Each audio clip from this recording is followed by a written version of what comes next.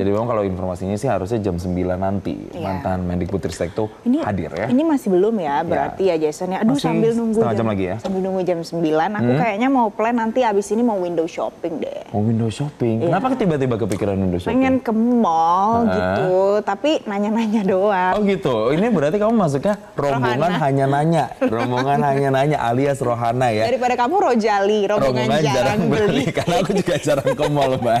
Tapi memang kan antara dua kelompok ini yang lagi viral di media sosial ini banyak dibahas. Jadi di tengah tekanan ekonomi yang dirasakan masyarakat dan juga pelaku usaha, Valen dan juga pemirsa, pertumbuhan makroekonomi Indonesia pada kuartal kedua tahun 2025 justru ini mencatatkan lonjakan yang mengejutkan. Tuh, 5,12% secara tahunan pemirsa. Kita simak informasinya.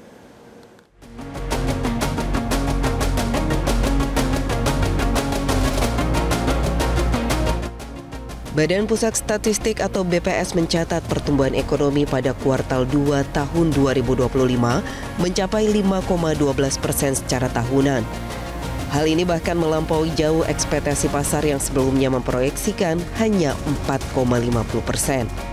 Ekonomi Indonesia berdasarkan besaran produk domestik bruto (PDB) pada triwulan 2 2025 atas dasar harga berlaku sebesar Rp5.947 triliun atas dasar harga konstan sebesar Rp3.396,3 triliun. Sehingga pertumbuhan ekonomi Indonesia pada triwulan 2 2025 bila dibandingkan dengan triwulan 2 tahun 2024 atau secara year on year tumbuh sebesar 5,12%.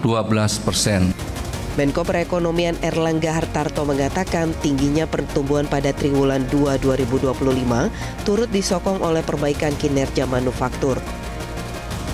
Menurutnya kinerja keuangan di sektor retail seperti pabrik, minimarket, outlet di mal tumbuh pada semester pertama. Bagi Erlangga hal ini memetakan isu Rohana dan Rojali yang belakangan berkembang.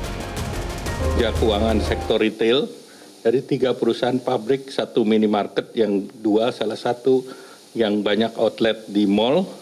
Seluruhnya semester 1 ini pertumbuhannya mendekati 5%, 4,99, 6,85 dan 12,87%.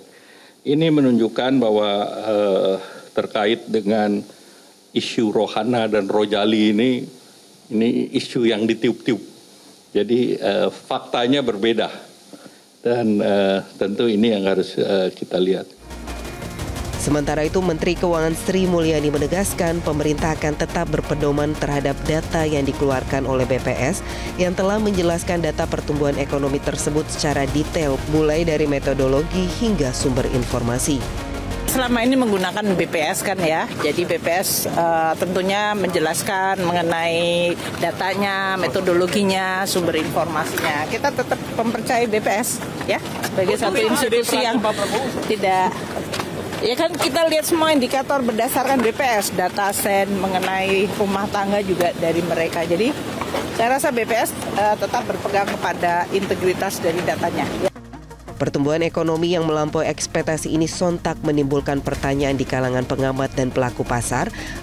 Apakah capaian ini benar mencerminkan kondisi ekonomi real di lapangan?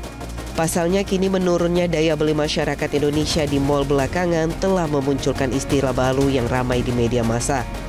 Istilah tersebut yakni Rojali atau rombongan jarang beli dan Rohana atau rombongan hanya nanya. Kendati terkesan lucu, namun fenomena itu menggambarkan perekonomian masyarakat Indonesia yang sesungguhnya.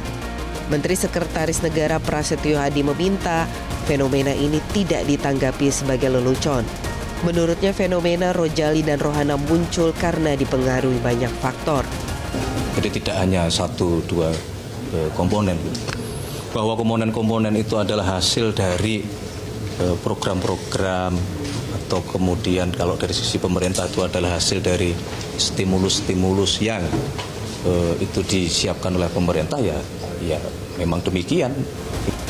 Meski demikian, BPS menegaskan pertumbuhan makroekonomi Indonesia saat ini mencerminkan perbaikan di sejumlah sektor utama seperti industri pengolahan yang kembali menjadi motor penggerak ekonomi serta tren positif pada investasi dan ekspor setelah perlambatan tajam sebelumnya. Tim Liputan, Metro TV. Jelajahi cara baru mendapatkan informasi. Download Metro TV Extend sekarang.